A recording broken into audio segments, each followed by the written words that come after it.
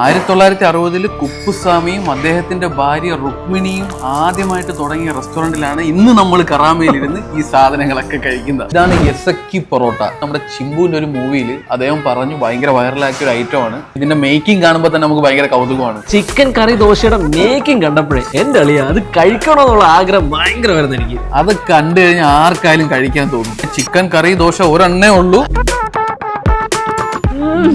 ഇടിനസാണ് chicken dosa. ഒന്നും കൂടെ പറയായിരുന്നു, തമിഴ്നാട്ടിലൊക്കെ നിന്ന സമയത്ത് അവിടുത്തെ ഏറ്റവും മെയിൻ ഐറ്റം ആയിരുന്നു, നിങ്ങൾ സ്ഥിരം പോയി കഴിക്കുന്ന ഒരു സാധനമാണ് ഈ നാട്ടുകോഴി. പോരാണ്ട് 16 തരം പൊറോട്ടയും.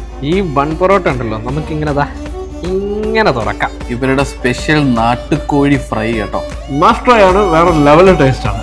തമിഴ്നാട്ടിലല്ലാണ്ട് ഇത്രയും ശബ്ദത്തിൽ കൊത്തു പൊറോട്ട അടിക്കുന്നത് ഞാൻ ആദ്യമായിട്ടാണ് കേൾക്കുന്നത്. നോർമലി 22 ദിറംസിന് കൊടുത്തുകൊണ്ടിരുന്നത് ഈ കാണുന്ന സെറ്റ് കണ്ടോ. നിങ്ങൾക്ക് ഇവിടെ റമദാൻ ടൈമിൽ വരുവാണെങ്കിൽ ഏതെടുത്താലും 1 ദിറംസ് കേട്ടോ. അതും ഈ കാണുന്ന ഫ്രഷ് മിൽക്ക് ചായയും 1 ദിറംസേ ഉള്ളൂ. ഇപ്രാവശ്യം റമദാൻ ഇവിടെ ബൊഫേക്ക് 5% ഡിസ്കൗണ്ടും അവൈലബിൾ ആണ്. അപ്പൊ കുപ്പണ്ടയിൽ നിന്ന് എമറാത്തി ഫുഡീസ് കഴിച്ച് കയറി വാ.